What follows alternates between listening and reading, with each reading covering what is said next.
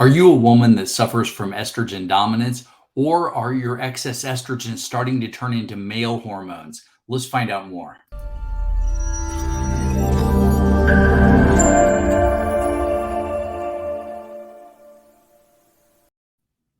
Hello and welcome to the Ask Dr. Pickel show, where we help people find answers who have chronic health conditions, chronic health problems.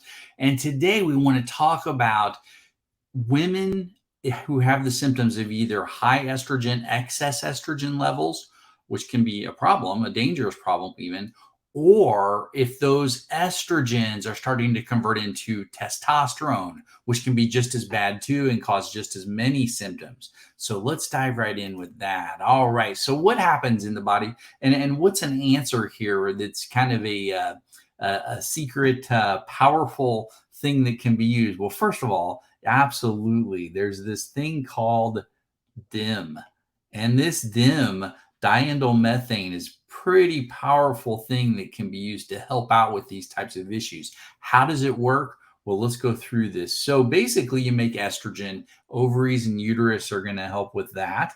And then that estrogen has to go either one of two places usually. It'll either turn into these 16-OH estrogens or these 2-OH estrogens. You don't really have to remember that. Just remember that you want more of these, the beneficial estrogens. Now, if your body's under stress, if there's a lot of inflammation, if you have certain health conditions, yeah, you might be converting more into these dangerous 16-OH estrogens. And these are the ones that you'll hear about that are more, leading to cancerous issues and causing all kinds of female issues. So we don't, of course, want those to occur. Now, one thing that DIM does is it helps guide the body more towards and balance more towards these good estrogens, these beneficial estrogens. So that's a pretty good benefit, pretty neat stuff. Now, another thing that can occur, especially if you have inflammation or blood sugar issues, this especially happens in blood sugar issues, like in people who have diabetes, pre-diabetes, metabolic syndrome, insulin resistance.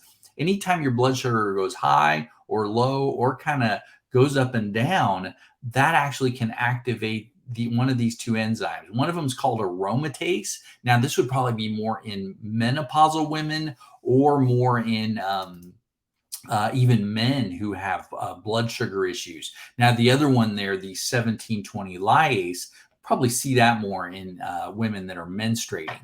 But the problem is if that occurs, what happens? Well, then these estrogens turn into testosterone. Not a good thing. Now, a woman needs a certain amount of testosterone, but too much, yeah, that's going to cause some real negative symptoms that you do not want. So you add in DIM, and what happens? That decreases these bad or excessive estrogens.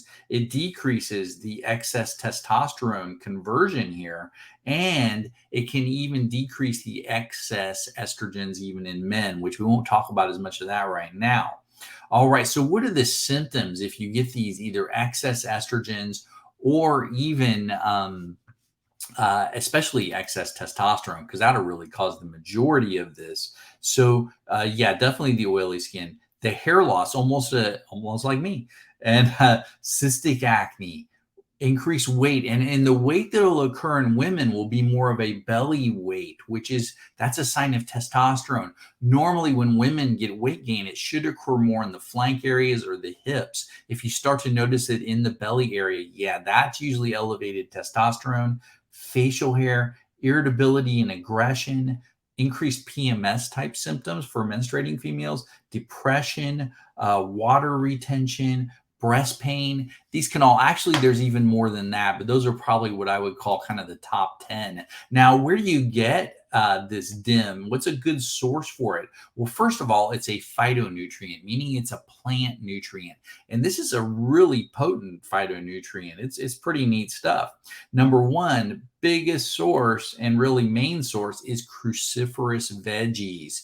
And those cruciferous veggies, yeah, I mean, not a lot of people get in enough of those per day. And where can you get them? You can get them from cabbage. You can get them from broccoli, bok choy, Brussels sprouts, cauliflower, kale, mustard greens, rutabaga. I don't think I've ever had rutabaga. Turnips. Now, if you can't get in enough of those, and most people can't, really to make the difference, especially if your condition is getting pretty far out of control.